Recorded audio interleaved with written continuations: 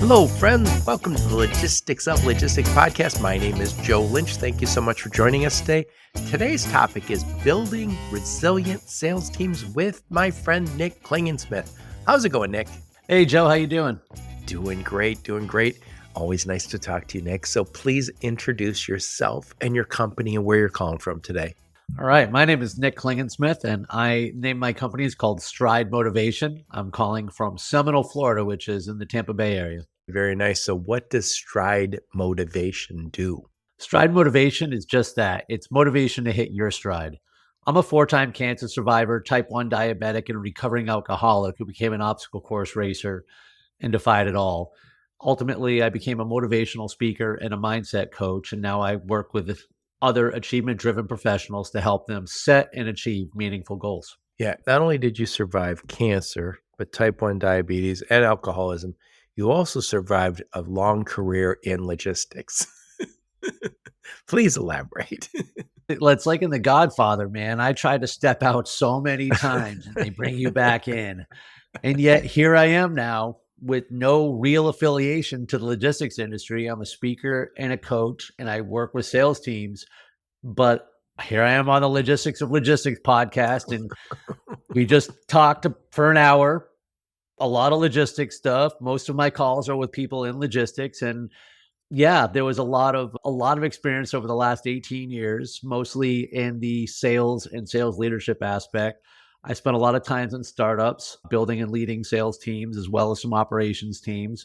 And so I've definitely seen a lot across the industry over the last 2 decades. Yep. I will say sales is sales across anywhere, but logistics sales is going to be slightly different than selling something else. And in this last dozen years, if you're selling logistics services, you're most likely also talking about technology quite a bit. And you're talking about things that we wouldn't have talked about 10, 15 years ago, like service level agreements. I know there were some out there, but now, performance and the metrics or KPIs, it seems like the bar has risen. And if you're selling logistics services and you're getting some sales help or sales coaching, mentoring, whatever you want to call it, from somebody who doesn't understand this space, I think you're going to be in a little bit of trouble. Automation was witchcraft even 10 years ago to a lot of companies out there. AI was something in the movies. Right. Even 15 years ago, freight tech was a calculator. So the windmill effect is in full effect here because it's moving very fast. And I would expect it to only move faster. The world that we know today, especially in logistics and supply chain, won't even resemble the world that we're looking at a couple of years from now. Yep. Nick, many years ago, back in the 90s, I got a phone call and it was from a recruiter. I was working in automotive at that time. And I remember this guy said that, hey, I really need a guy who can come in and fix their supply chain. He must have said supply chain like 5 times. I had no idea what a supply chain was. And I was sitting in a supply chain, the automotive supply chain, but we didn't use that term. So that's a relatively new term. And logistics has always been around, but freight tech and the way we're doing business today is relatively new. And I think there's also, and this is a good thing, the increased recognition that my logistics is important has happened. When I was selling logistics services, most of the people we were selling to weren't affiliated with the purchasing department because it wasn't important enough or strategic enough, or the purchasing people just didn't understand it. So they just chose not to participate in the purchasing of that product. But now when you say, hey, we're spending $100 million or $400 million, I mean, the larger Fortune 500 are spending a fortune, they now have logistics in the purchasing department. So we've seen that in the last, I'll say 10 to 20 years. I don't remember where I read this, but it was on the internet, so it must be true. And it was probably around 2009, but it was a stat that says 63% of business owners say that logistics is one of the top 3 things that they pay for. But I will tell you what, after 2 decades, I will tell you that the hardest thing in this job and sales in the industry is getting that person to actually care about one of the top 3 things that they pay for. And They don't want to be involved. They delegate. Even nowadays, they just hire they either bring in a tech they don't know how to use, or they hire and pay a higher level person and say, here, your problem, which doesn't integrate with the executive level. Yep. And I know you get a lot into the sales piece of this. Obviously, that's what you're doing. Sales has gotten a lot harder. And when you started back in the day, they told you, Nick, this job's easy. You just make, I don't know, was it 100 phone calls a day or was it 150, whatever? I don't know where you worked, but there was some number of phone calls that you had to make every day. And if you did your work properly, you made those phone calls and you got someone to stay on the line long enough to sell them something. Not the way we do business today. I'll tell you something. Since we titled this, right, Resilience in Sales, right? I did start that way. And it was in telecom, actually, where we had how many doors to hit, how many dials to make, how many appointments we're supposed to do. And I learned a system of sales that was supposed to be a repeatable process for repeatable results. And it was, as long as I was executing it. And when I moved to Florida, when I started in transportation, DHL was our biggest product at the time. LTL was our big truckload, and a truckload was a 4-letter word. So everything that I've done since then has been a learning process, and always trying to learn what those numbers are, my numbers that will allow me to succeed as a salesperson. How many dials to what type of person, to what type of account, what am I pursuing, etc. However, now, and this is what a lot of people are struggling with, those numbers are completely different, and it is a different landscape, because you can make 1,000 calls a day. It may not make a difference. People don't answer their phones. And it used to be you made a call to an account, and now it's no, you have 7 different people that you need to contact in that account. And there's 9 different ways to do it. Companies who are pulling KPIs out of the thin blue air, like whatever. But the most successful salespeople that I know, they know their numbers backwards and forth. They know what they need to do every day in order to succeed. Yep. I love it. I love it. So I want to take a quick time out to invite you to the Trimble Insight Conference, which will be held in Las Vegas on September 15th, 16th, and 17th. I will definitely be there, and you should too. Trimble Transportation is a leading provider of transportation management solutions, offering technology and services to help businesses optimize their fleet operations and improve efficiency. If you're looking for the transportation conference of the year, look no further than Trimble Insight 2024, featuring over 200 educational breakout sessions, networking opportunities, and engaging evening events. I recently interviewed Kelly Williams from Trimble, and I will put a link to that episode along with a link to the conference registration in the show notes. I will see you in Las Vegas. So getting back to it. So Nick, tell us a little bit about you. Where'd you grow up? Where'd you go to school? Some career highlights before you started Stride Motivation. Born and raised on the island of Martha's Vineyard, where I got my start in the world folding pizza boxes in the summers. And then I worked at a place called Mrs. Miller's Muffins, where I became the Muffin Man. And I probably learned everything I needed to know about work ethic working in that place as one of my early mentors and a good friend of mine. He just instilled to me the value of hard and long hours. And so I ended up going to school at UMass Amherst, and I took that with me because I paid my own way through school, and I worked in restaurants full time while I was there, ultimately getting into my first sales career after I graduated, which was in telecom out in Springfield, Massachusetts. Yeah, I always say to people, once you've worked food service, you will never go to a restaurant and be that pain in the ass customer. Even to this day, I worked in food service a million years ago, but I remember what it was like to work in that business, how hard it is. The irony is I was a cook. So if you look at it from a sales and operations standpoint, I actually started out in operations. And I was actually never a server. So it's interesting that I made that jump. And I'll tell you, as far as career highlights, yeah, there's accounts that I can think back on. But honestly, it's about people. It's the people that are out there right now who are thriving in their careers that I help them get there, or I help them get their start. It is the individual wins and the personal development where you see other people have achieved certain things. In my career, I liked moving up because I'm achievement driven. Nothing was ever worth throwing a parade over, though. It was just the natural next step of trying to learn something new. And I'll tell you what, I still celebrate the victories from the past. And what I mean by that is I spent 14 years at Blue Grace Logistics. Every time they have a win, I feel like I'm still winning. Like I'm supporting them after this amount of time. And I helped build that company. You want to see them win. You want to see your friends win.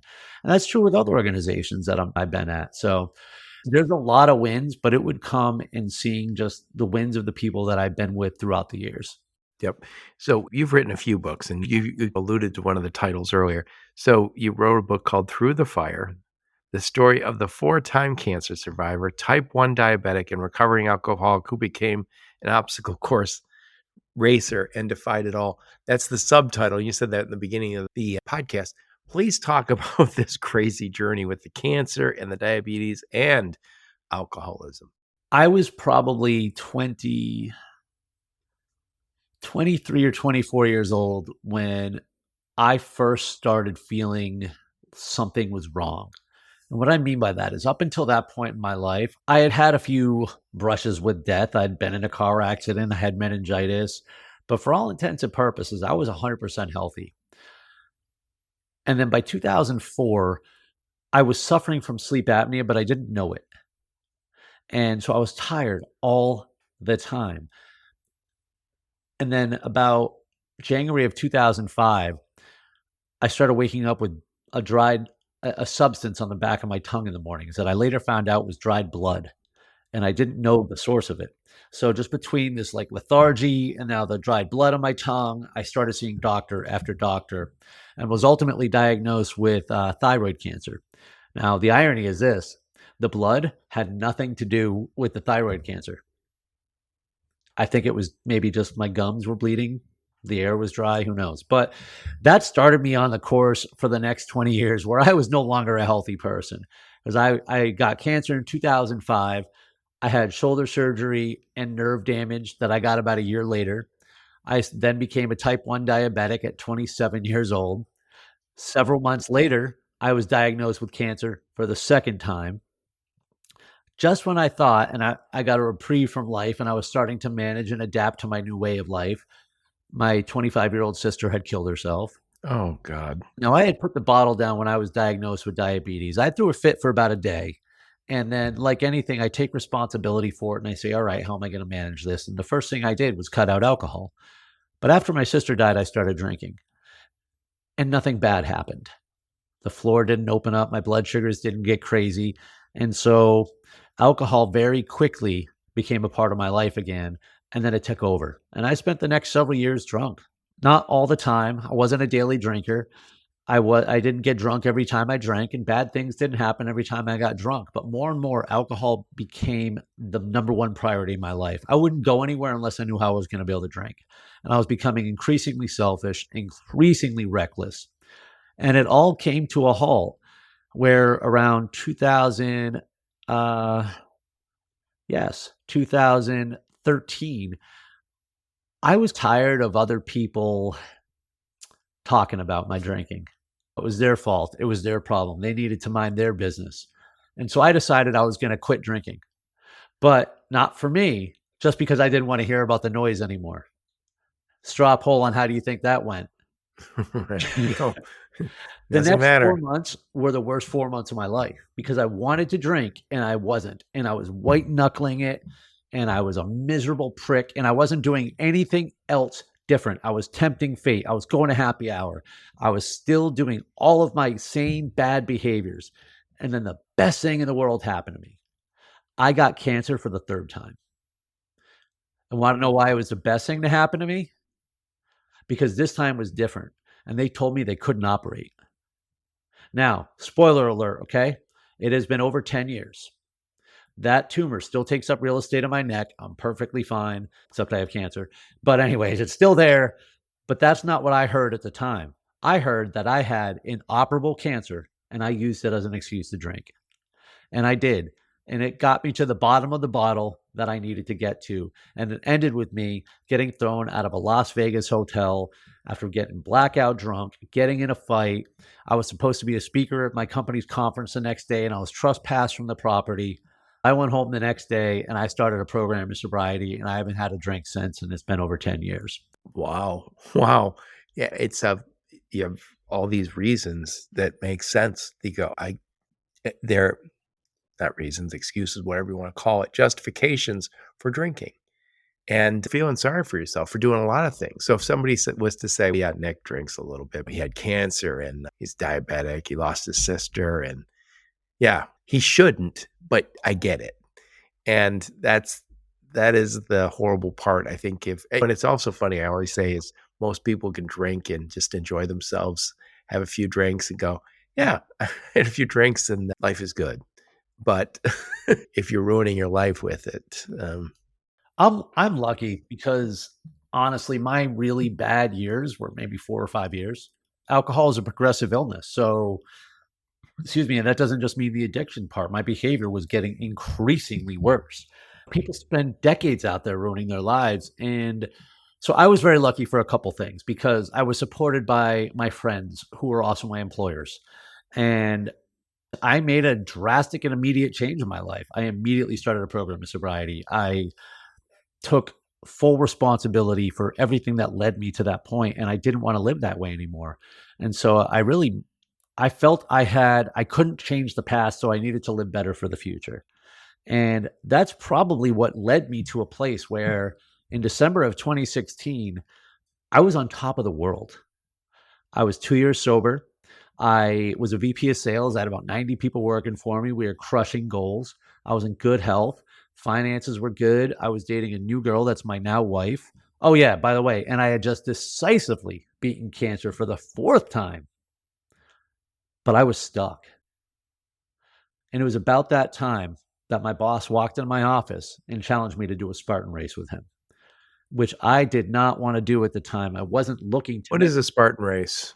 A Spartan race is an obstacle course race. So if you've heard of a mud run or just let's just say trail runs, Oh, I know what they are. anywhere from 5K to like 50K. And there's obstacles, things like climbing over 8-foot walls, climbing up 15-foot ropes, under barbed wire, swinging across different multi rigs, carrying heavy objects, even throwing a spear. Nice. So, what's the significance? I know it's a big part of your story because it's part of your subtitle in your book.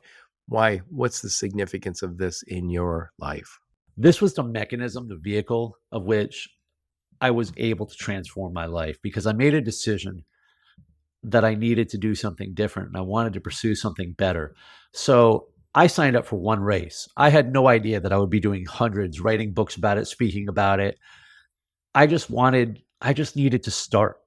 And what I found throughout this is that the principles of obstacle course racing, the process of overcoming obstacles is the same, whether or not it's overcoming a 10-foot wall, a job loss, a supply chain issue. It all comes down to identifying what is the obstacle, what needs to be accomplished, what are the things that are standing in our way, what needs to be achieved in order for us to do this, how do we do it, execute, rinse, wash, repeat, learn from it, go until you get it. But it's also the things that I was missing in my life because I had cleared away so much of the wreckage of my past and I had overcome so much and achieved so much just to get there. And I was terrified of living my life. I had created a bubble around myself. And so what I found through this process is that I had lied to myself for years, convinced I couldn't run because of my diabetes, convinced I was always going to be a piece of shit because of my drinking, convinced that cancer was always going to be that noose around my neck. And I have found that none of those things, not one of them, has to be true. And so through discipline and consistency and perspective and mindset, because physical endurance training is mental endurance training. And that's what this is for me. This is controlled adversity. This is intention and purposeful activity it's about pursuing better habits for a better me. And it's not a metaphor. When I set a big, giant challenge, every other aspect of my life increases with that because it's about priorities. Right. It's interesting. When you drink, you have anxiety a lot of times the next day. There's, I think, 18 hours after you stop drinking, there's the post alcoholic depression, even if it's just a few drinks. And I always say as you get older, you notice it more. But even like Sunday night, Monday morning, when people get jittery around Monday morning, it's because they were out partying on Saturday night. But yeah, but what I was thinking when you were talking about this is, and I know this is an important in habit development, how does identity fall into all this? Because you had an identity for a long time as I'm the guy who goes and kills it at work. And then I have some physical problems, but I also go out and party. And then all of a sudden it was like, no, I'm not that guy anymore. I'm still doing well at work, but I am not in the bottle. It was a process, and I'm going to tell you there was a point where it all came because it was stripping away the things that I thought I was, right? I thought I needed validation from women. I thought I needed alcohol. I thought I needed to party and be edgy. I thought that's who I was. I thought I needed these things in my life. I also thought I was supposed to be somebody who I was living the good life, man. Like I like that status, right? Like what other people might have thought about, and I'm embarrassed to say it now too, about like money and like how you live your life, but also who I was at work was who I was. I wasn't Nick Klingensmith. I was Nick, like the VP of sales. Like I was Bobby's guy. I was this other person. And none of it was who I was. And so I became healthier and healthier as I stripped away these parts. And then I became, like I said, I found myself completely lost, even though I had everything in the world going for me. And I spent, now it's 2016, late 2016, and I spent the next 2 years becoming an obstacle course racer. And that overcoming and defying my adversity was becoming my identity. However, I woke up on January 31st in 2019 and I didn't know who I was, because the day before was my last day at Blue Grace. And I had never realized how much I had hooked my identity to who I was at work. And that's who I was. And that's what I had woken up for years, was to be that person. And I didn't realize it at the time, but I didn't know who I was. So even though I had stripped away all the bad stuff, I was still so tied. And this makes sense now too, because I was so unhappy there my last year there, but it wasn't necessarily their fault. I had stripped away all these other things. And so I was already feeling this hole, and I was looking for them to fill it all. And so when it was gone, I was like, this doesn't make any sense, because I left on good terms. I left because I wanted to leave. Why am I the one feeling? Who am I right now? And that kind of segues to some of the stuff that we talked about a little bit, because the first thing I talk about when building a resilience team is you have to have your own identity. You have to know why you're doing it. It doesn't matter what you're doing. What matters is why you're doing it, and to connect those dots. And for a long time, that's why I was such a powerful player at BJ, is because I cared so much. Like I was building something. I was part of something bigger than myself. It was a very healthy drive. And it just became, but those seasons change. Our needs change, our wants change, our knowledge change. Yep. So how many races have you done on these obstacle races now? I've done 104 Spartans. Let me rephrase. I completed 104 Spartans. I've actually entered 107 Spartans, done 6 major marathons, including Boston, Chicago, New York, and Berlin. Well, you got to qualify for Boston, so you must be pretty fast. No, I raised a lot of money for Boston because I'm really slow. Oh, if you raise a certain amount of money, they let you in? There's a couple different charity programs, because Boston started as a local race. It only got co-opted by the elites as like time went on. And so a couple of things they do to keep access to it as a local race and not just for the elite runners is there's a couple different charity programs. And out of maybe the approximately 35,000 runners in Boston, I'm going to speculate a number here. I'm going to say 3,000 of them are charity bibs. And I raised over $25,000 for local charities to run those marathons. Nice, nice. I ran a marathon a million years ago. And here's the thing. I was going to all the Tigers, 1984. I was going to all the Tiger games. My buddy's dad's a scout there, or he was. And so we'd go in all these, and it was the year that they just kept winning and winning. So we're going out. Of course, you can't go to the ball game without a little bit of drinking or a lot. But I was running every week, all week long. And then the weekends would come, I'd go to these games. And then finally, when got the World Series tickets, I was like, oh, game 6 is on on the day that I'm doing the marathon. And I was like, well, I'm going to run the marathon and then I'll finish, go home and rest for a few hours and then go to the game. Didn't work out. And I remember being, and my younger sister was by my side saying, you can't go, give me your ticket. Yeah, you're done. So when it rained on my Tigers, when they won that final game, I was like, good, rain like hell. So I missed it, but yeah, anyway, yeah, that's quite an accomplishment. When I did that marathon, I was young, and I remember going, "I'm never doing that again," because that was hard. I have And, at least 2 more that I have to do. I have to do Tokyo, and I have to do London. I really wanna do Boston again, and I'm probably gonna do the Clearwater Marathon here in January. very nice, very nice.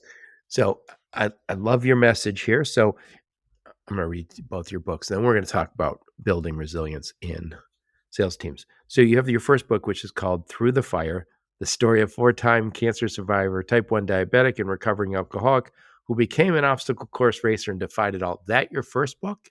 Yes, yep, and now I get to call that one my origin story. And then you wrote another book recently, and it's called Selling Inspired: A Mental Endurance Guide for Enduring Sales Performance. And that's where this idea of building resilient sales team comes from. Selling Inspired isn't a sales book. It's a book for salespeople, and I'm gonna broaden that a little bit and say it's actually a book for salespeople, sales leaders, entrepreneurs, and I'm gonna go a little bit bolder here and just say anybody who has found themselves a little lost, stuck, or unmotivated in life and unsure what to do next, this book is gonna help you develop the mental resilience for enduring the highs and lows of not only a sales career, but a career. There's 26 chapters in the book, 5 of them are on sales. The other 21 are about your mindset. Yep. And Nick, the other day when we were talking about this, I said this to you, and I'll say it now on the podcast. I got my master's degree at University of Michigan, and I got it. I was already in my 30s when I got it. I'm 38, I think. And my master's is in education geared towards consulting and training adults. And one of the few things I think probably at this point that I remember from that program was when you're doing training, it's all about we're trying to improve the attitude, skills, and knowledge of the people in that class. And so when we talk about attitude, we all know what that's my mindset, the attitude you have about these things. We talk about skills, we're talking about maybe people skills or email skills, right?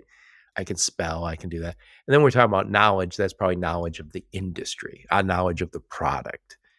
And what we used to say in that program was if you have the right attitude, you can get the skills and the knowledge. And that as a manager and a hiring manager, I realized if you can get the guys who maybe I used to hire a lot of finance guys. Finance guys are great in this business if they have the personality to get on the phone. But they were good at finance, so they had the finance skills. And I would say, hey, we'll teach you how to use the TMS. You know how to use the phone. And I remember thinking, if you had the attitude, you can get the skills and knowledge. That's what it comes down to. So when you say only 5 of the 26 chapters are about sales, if you can develop the right mindset, the right attitude, whatever you want to call it, the skills and knowledge piece is the easy part. You know what? I love this because the first chapter of the book, I out myself. Now, the second chapter, Through the Fire, also outs me. I talk about my worst day, my worst behavior. I talk about getting thrown out of that hotel in Vegas, and I just gave you the PG version today. I out myself in the first chapter of Selling Inspired for when I was a sales manager and immature, for when I was a sales leader and was too edgy. And when we talk about attitude, I realized something. I talked a minute ago about how I felt like I belonged. My purpose there was to help build that company, develop careers. I was part of something bigger than myself. And so that was my purpose. And that's why every action was driven in that way. And that was my attitude was driven in that way, which was a good thing if you were already on the same page. It's not a good thing for the people who work for me who weren't on the same page. There's a lot of things people ask, what are some things that you would tell your younger self, right? Now, I don't believe in regrets because I am who I am today because of who I used to be. I had to go through what I went through to be able to do this and to help people now. But I will tell you what, if I had the attitude then that I have now, I don't know if there's anything that could stop me or us, the us that I was a part of or would be a part of. But that goes to when you want to build a resilient team, you have to also understand what is driving the members of your team, because people show up to work for different reasons. And most of the people that worked for me were not trying to build something bigger than themselves, right? They were trying to put money in their bank or money for their families or to develop other things. if I really wanted to build a resilient team, it would have been to tap into those intrinsic motivations and to help them align those motivations with my motivations and vice versa, to realize that by helping them to achieve their goals achieves mine, and them helping to achieve my goals achieves theirs. And then we are all marching in the same direction. And then it's not me standing there like mush. I don't even have to look behind me because they're shoulder to shoulder moving forward. I did that with a lot of people, but there was a lot more people I didn't do it. There's a lot more people I didn't do it enough with. And that's something that, by the way, these days, that is something that I am not seeing from leaders anywhere. Yeah. It's also a very different as the generations go by. I'm a baby boomer, so I can say this. What I expected at work was I didn't ever expect that I'd have work-life balance. I never expected that I'd be respected. I remember I worked for guys who fought in World War II. and then I worked for guys who fought in Korea. And I always remember there were very few women in the workforce when I started. And I remember I was in a professional environment in automotive engineering. But I also remember being threatened by my boss to be beaten up. And I was thinking, is this normal? I never did that. But I keep thinking to myself, is that was okay. I have a job, but times have progressed, and I know I always tell my kids, they're younger, obviously, and I always say, before your generation was the most entitled generation in history, mine was the most entitled generation in history. We were the spoiled baby boomers. And so it's funny when you hear baby boomers now going, oh my God, the Gen Zs or the millennials. They're that way because that's the way the world works, and you're their parents. So figure it out. It's also a different economy. And what I mean by that, I don't mean just, oh, where's the Dow? Back in the 80s, it was the blue collar workers. Like blue collar jobs are getting less and less, right? It's the thought economy, and it's a different animal now. Like well, it's cradle to grave too. You're going to go work at a company and they're going to be loyal to you and you're going to be loyal to them. That's not where we work today. No, I mean, that back in the day, even now, right? Spending 14 years at one logistics company, I want to know anyone who hears this, if you're in your first year in your job, 14 years from now, set a timer and let me know if you're still at that company, because that doesn't happen that often anymore. I'll be looking for that when I'm 59 years old. I want that text. Anyway, let's get into so I had written down 3 things you wanted to talk about regarding building resilient teams, sales teams. And the first one is you had purpose alignment. Please, I know you started to touch on it, but please hit that one more time.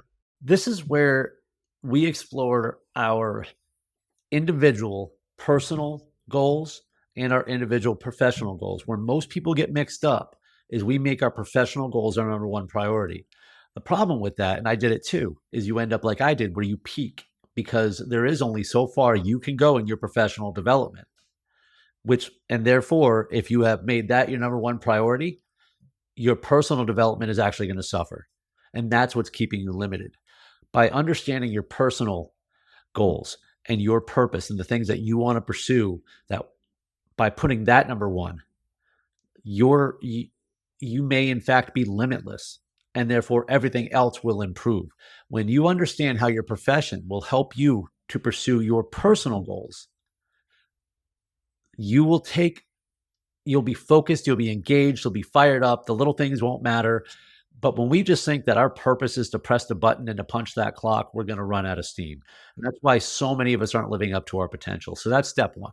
Yeah. I think also if I'm doing it because my boss says I have to do it, how motivated am I? And I remember a friend of mine, he worked with us, and I remember he wasn't doing well on his sales. And I remember him saying to me, as a friend, that I guess he worked for me, but he said, Joe, I'm just not as motivated. I used to be so motivated as a sales guy, blah, blah, blah. And I asked him a few questions about when he was motivated. And I said, you weren't motivated. You had a boss who was on your back. It was his motivation. It was his discipline. It was not your motivation or your discipline. And as soon as you didn't have that, it went away. I said, I'm not going to ride you like that. You either want it or you don't. There are these phases, because the other thing is he might have been motivated, but after how long? Those motivations don't last forever. And I'll tell you what, I challenge people on this all the time, especially when I'm coaching them. And I'm like, tell me, like, what's your why? Or why are you going to work? And they take out a picture of their kids. And I go, listen, Joe, you're not going to like this. but that's not true. They're like, what do you mean? I go, because if this was true, you would not be on the phone with me. That was it. So either you need a different perspective about why are you going to work and how does that help benefit your family, or your why has changed and it's okay to accept that. Your kids are 9 now, not 2, right? That like you have different responsibilities. And another area where we get stuck is we look for other people to lead us in our motivation and our purpose when that's our responsibility. Nobody else is going to do that for us. And if they do, that's great, but it's fleeting and it's also superficial. And I'll tell you what, that's again where I got lost from time to time is I was wildly inspired by my boss. I loved his vision. But how long is that going to be the fire within inside me, right? What was I trying to accomplish in my life? I was living somebody else's life. But that goes also to for leaders, especially when you can connect the individual objectives and the team objectives. Reps don't have to hate everything that a manager asks for. Sometimes explaining why you have to do something makes it easier to stomach. Sometimes it helps them feel more connected to why they're doing it. So there's a lot of things that can be helped with communication, but finding out that at the end of the day, our goal is to win the game, regardless of what position we play and how we do it. And we can align the objectives and understand the roles that we play to do that. We can get through a lot of the day-to-day nonsense. And you don't have to stand behind somebody with a whip because they know I'm important here. I play a role. And this is also how I achieve my personal dreams. Yep. I like it. I like it. And it's interesting to talk about your why. So I always, at a certain point, my kids are adults. So I started saying, okay, it's different. It's not to feed them. They don't live with me. I'll feed them when I see them. But it's not that anymore. But now I was kind of look and go, I'm closer to the end of my career than to the beginning. But I always say, I want my kids to look and say, oh, my dad did it right. I want to be that example. And then, so I always say, yeah, that's what my why. And then also when I do the podcast, I always say, I went to school for my master's to become a teacher, a trainer in the business. And I did some of that, but I decided I didn't want to be in that business. So I look at this, what I'm doing now and saying, oh, this is training. This is what I want to do. And if you can say that's on message for me, but that's funny. It doesn't happen overnight. You got to keep striving. And I joke about this. How many people do we all know? Probably many are listening would say, this is my life. Your first job out of school became your job. And then you're like, I didn't want to sell insurance, but I'm selling insurance. And then one day somebody says, hey, I thought you said you were going to do something other than sell insurance. I got a promotion and making good money now. And like, I got responsibilities. And then, do you want to sell insurance? No. But then you're still doing it. And then you're like, I'm the VP of insurance sales right now. I am stuck. And that's what happens to a lot of people. And by the way, I was in engineering for many years. It wasn't a good fit. I wanted to leave. I did well in it, but my heart wasn't in it. And I remember thinking it was very difficult to get out of that and start something else. But is it worth it? Of course it's worth it. That's the thing. I love hearing the I am stuck because let's just call it what it is. I'm unwilling to sacrifice things that I don't want for something that I do want. Right. I'm making too much money is the dumbest reason ever to not do something. When was that the goal in the first place? Oh, no, but I always say yeah, I had wife and kids, you live on the lake, you're like, I got a very expensive life, it's hard to change." A good friend of mine called me on it about a year ago, a little over a year ago, when I told him still in logistics at the time. And I was like, I think in a couple of years is what I want to do. He's like, why not now? And I'm like, I don't remember whatever whining I said to him, but he called me out and he said, oh, I get it. You want all this new stuff. You just don't want to give anything up and basically stop listening. And I was like, You're like, "Shut up." he's right. When it became go time, I had to make a decision. And the decision was I need to be willing to sacrifice because my why is that strong. And my purpose is to overcome every obstacle and inspire others that they can too. Now, maybe that'll evolve too, but right now that is the purpose. And I look at every single challenge as an opportunity to do that. Yep. So, I think we just talked about purpose alignment. There was another thing you said you wanted to talk about, which was fostering communication. Please elaborate on that one. All in the name of building resilient sales teams. It is. And because effective communication is critical. So I'm going to make this a real simple thing. I want to empower sales managers to communicate with their sales teams, especially remote sales teams. I think a lot of managers have been tapped into management without training. They're managing remote teams that they have not been trained for, and they don't know how to effectively communicate. So they either A, micromanage the crap out of them, or B, they're absentee managers and they don't manage and support them at all. And so what I want to do is encourage people, and I'm just going to give the cheat codes to this one right away. All right. There's 2 meetings that you're not, 3 meetings. One you might be having, but I'm going to tell you anyway. And I learned this from a guy named Cameron Harold. And I highly recommend his book, Meetings Suck, because this meeting was my most effective meeting, called the Daily Huddle. This is it. All right. It's a 15-minute meeting, tops, and it's your top lieutenants or your salespeople.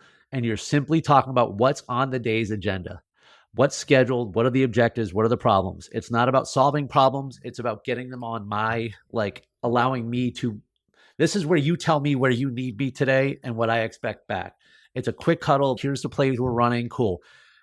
You might raise an issue to me and I'll be like, Joe, that's a great issue. Let's cover that at 10 o'clock. But this meeting is like this. And that's what made it effective. So number 1, sales teams should be having that every day.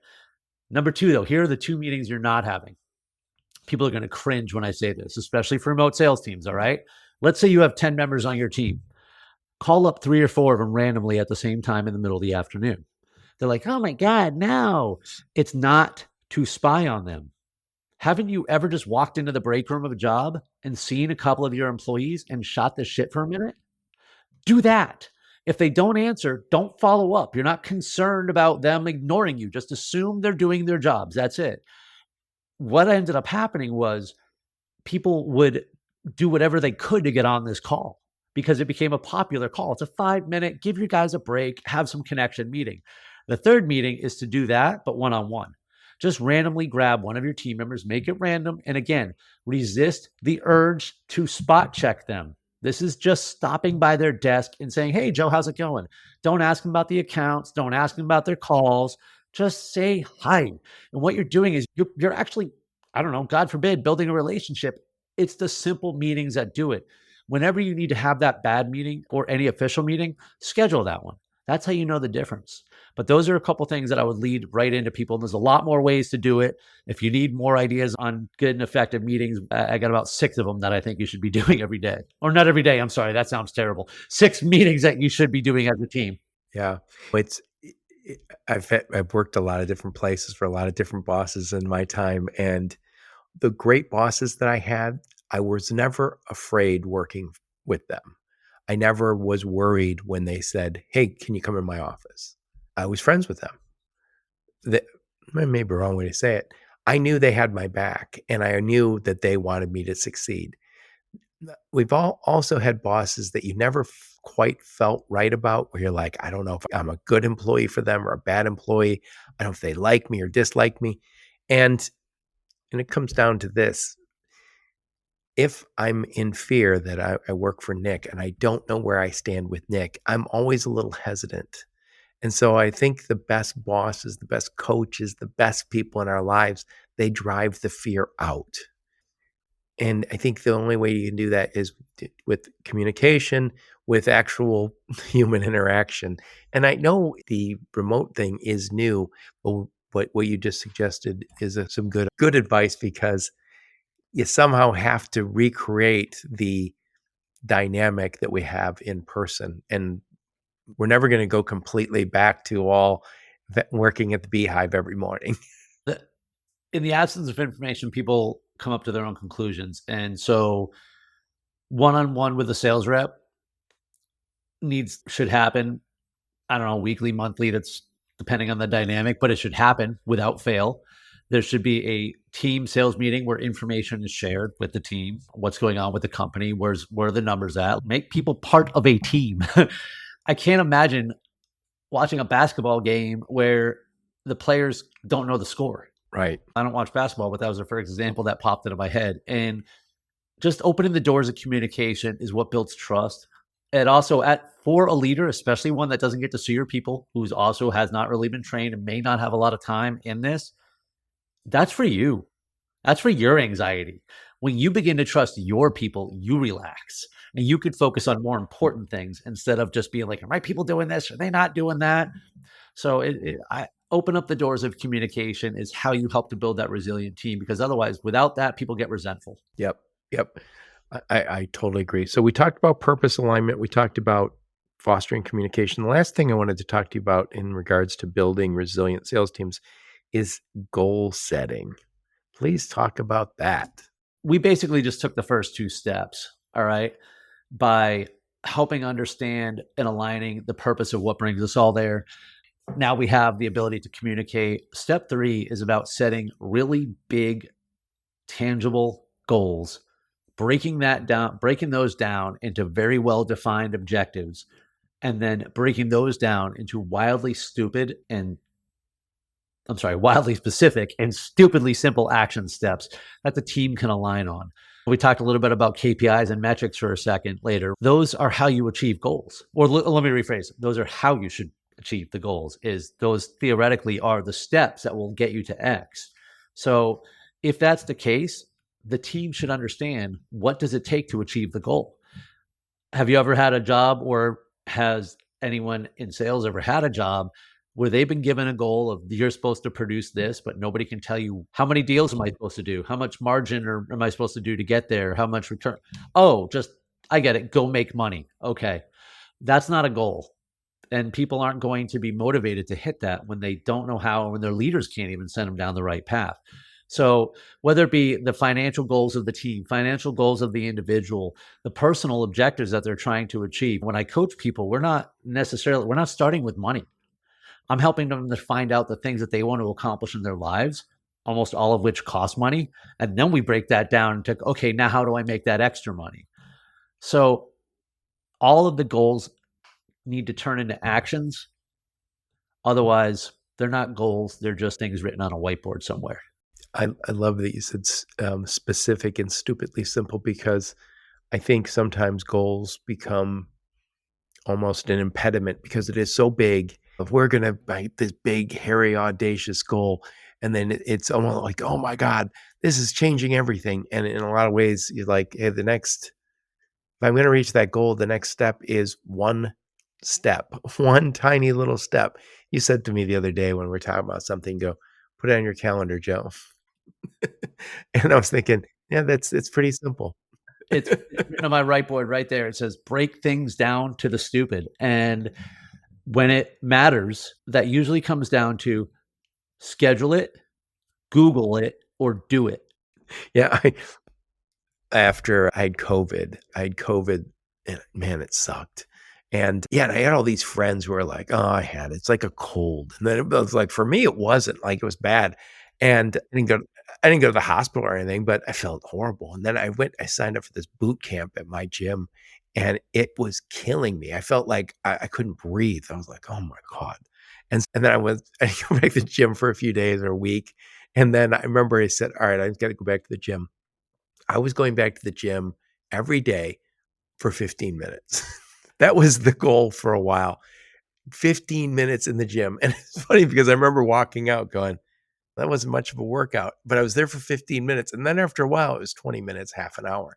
And then then I realized, yeah, when you're in the habit of going to the gym every day, go to the gym every day. And I was like, this is the way you do it. And it's the same with, you say, I am going to use my CRM every morning from 9 to 9:15, nothing else. No goofing off. I'm going to use my CRM for those 15 minutes.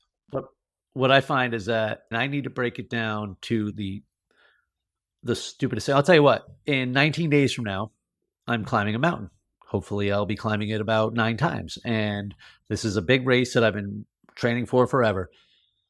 I live in Florida, man. I can't tell you how many times I'm stretching at night, and all of a sudden I start to get overwhelmed, and I'm like, how am I going to do this? I'm not trained enough. And so I ask myself this question, and this is the question that you should ask yourself in sales or this is the question you ask.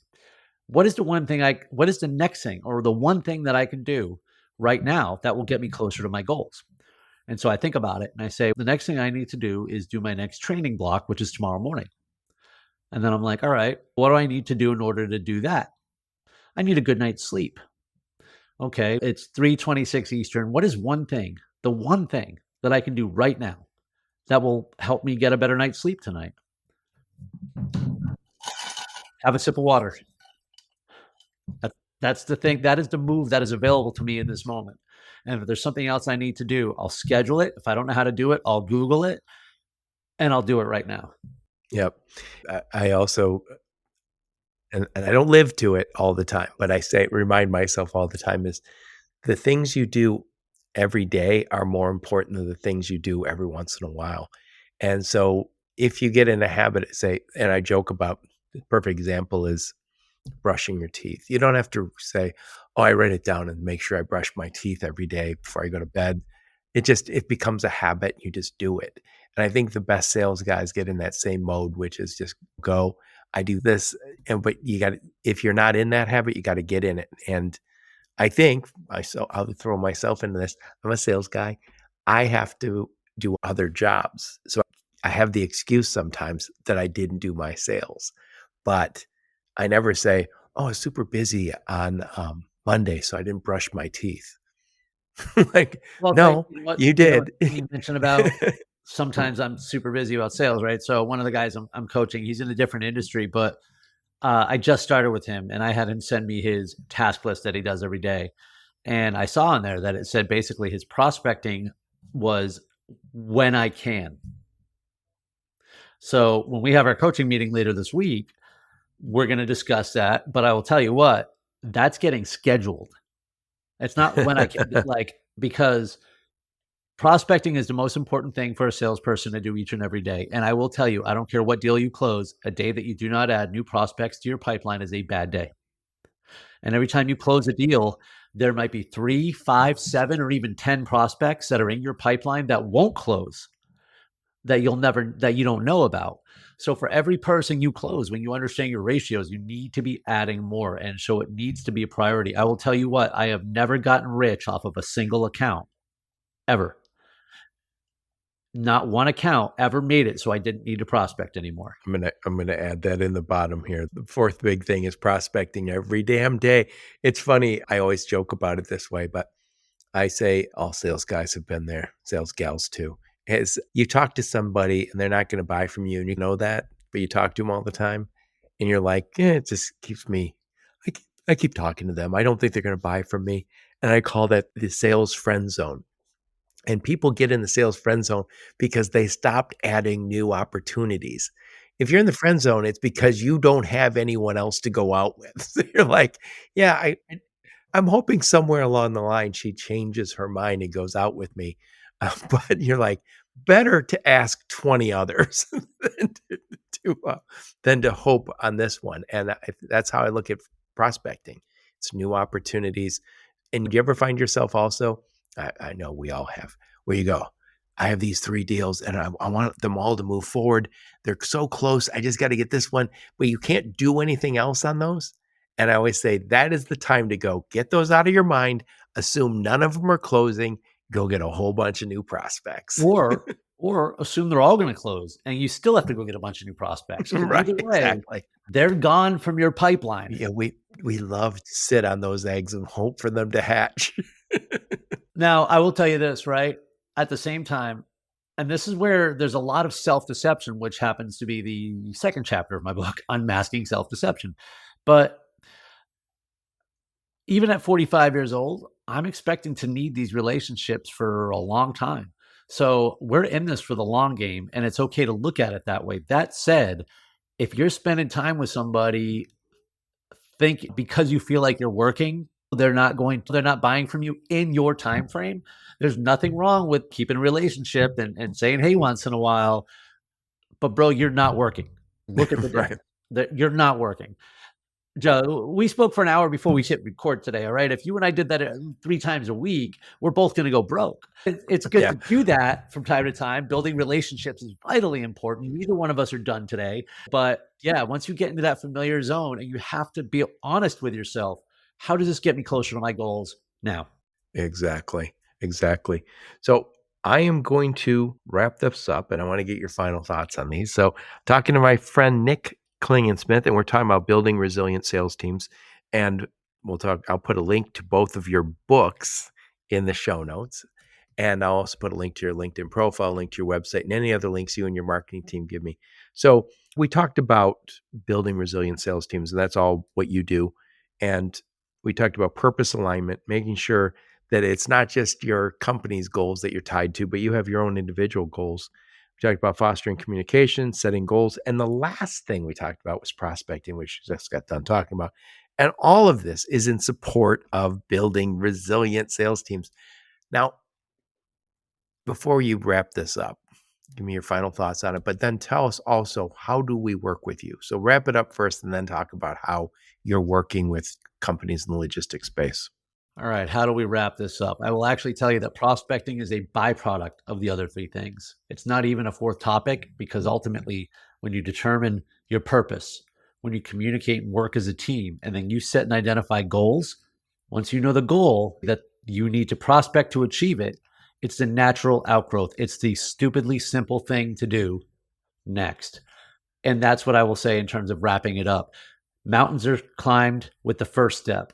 I didn't sign up for 104 Spartan races. I signed up for one. The wealthiest and most successful salespeople out there in the world started with their first phone call. And you just have to make the next one. If you want help breaking things down to the stupid, find me on my website, stridemotivation.com. Book a call. Let's talk. Excellent. Excellent. Do you work with group or individuals or both? Yes. I work with one-on-one individuals, and their goals can vary. So it really depends on what are the things that the individual is trying to achieve professionally and personally. With teams, it typically centers around the topics that we discussed today and how to help them work more cohesively towards a common goal without all the anxiety of feeling like they're on an island.